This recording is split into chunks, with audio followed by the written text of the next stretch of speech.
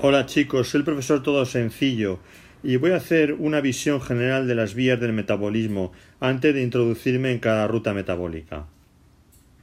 Voy a hablar de las vías metabólicas que implican el catabolismo, las que implican el anabolismo, y voy a hablar de cómo se produce de forma genérica un control de estas vías. En cuanto a las rutas del catabolismo, tienen tres partes: los procesos de digestión, las vías de degradación y la ruta final en que se produce la energía necesaria para el organismo. El primer paso: los procesos de digestión convierten las proteínas en aminoácidos.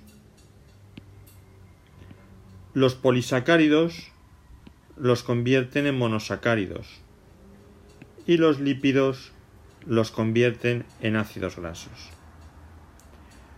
Todas estas vías, de diferentes maneras, van a confluir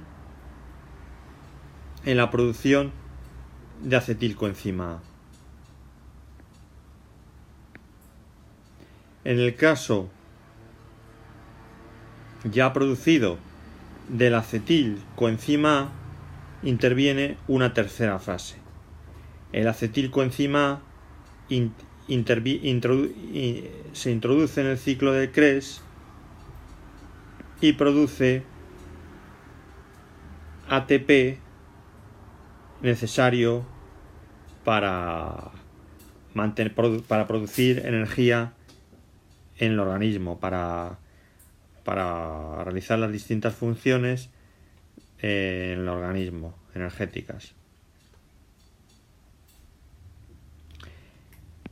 El anabolismo implica la construcción desde moléculas elementales, moléculas más complejas. Existe una interacción entre la fotosíntesis y el ciclo de Krebs. Esta interacción viene dada por el CO2.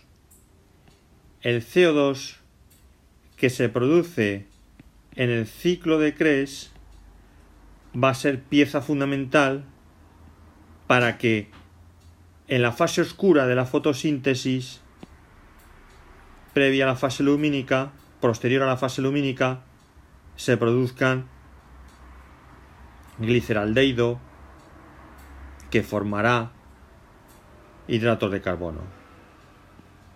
Bien, tenemos el ciclo de Krebs. El ciclo de Krebs, del ciclo de Krebs y de la fotosíntesis, que pueden constituir la primera fase de las tres de las rutas anabólicas. Veíamos el catabolismo, que había tres fases. Esto más o menos es lo mismo, pero de forma inversa. Se producen aminoácidos. Además, el ciclo de Krebs produce, al producir vueltas, la acetilcoenzima A y el piruvato. El acetilcoenzima y el piruvato van a ser fundamentales en la producción. El acetilcoenzima A de ácidos grasos previa unión al glicerol, produciendo lípidos al final.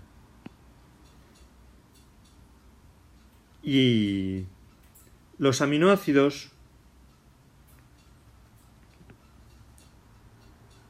una vez formados, van a entrar en una tercera fase, que es la construcción de proteínas. De igual manera, por la vía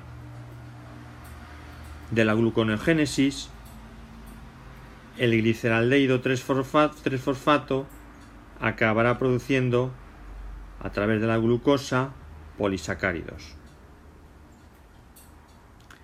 Bien, esta es la tercera fase en la que vemos que los aminoácidos se convierten en proteínas, la acetilcoenzima A y el glicerol en lípidos, y el gliceraldehído 3-fosfato pasa a convertirse por la gluconeogénesis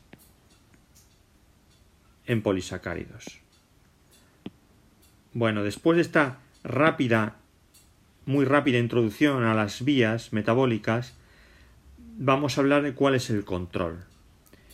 El control de estas vías se realiza en base a la distribución en compartimentos de la célula, que va a hacer que en cada compartimento se realice una función determinada. Por ejemplo, en las mitocondrias se produce el ciclo de Krebs, en el citosol se producen glúcidos, en fin, todas estas vías se producen en distintos compartimentos.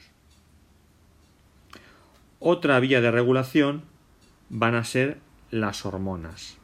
Las hormonas van a condicionar la regulación de las distintas enzimas. Si este vídeo os ha gustado, podéis darle me gusta o compartir.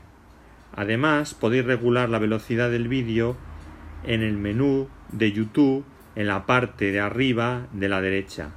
Y además, si algún concepto no os ha quedado claro o queréis memorizarlo, podéis repetir el vídeo tantas veces cuanto queráis.